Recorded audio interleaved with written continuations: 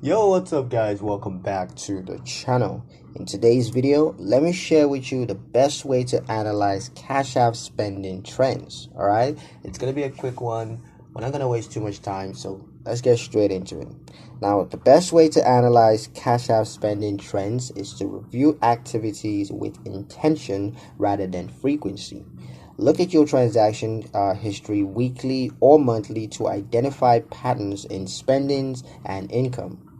Group similar expenses mentally or through external records just to see where your money consistently goes. Compare trends over time instead of focusing on, individual transactions.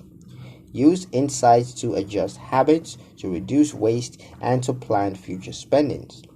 Trend analysis turns raw transaction data into actionable financial awareness. That's pretty much it for the video, guys. Hope you liked it. Hope you found the information here useful enough. If you did, like, comment, share, and subscribe for more helpful financial insights. Thank you guys for watching, and I'll see you in the next one.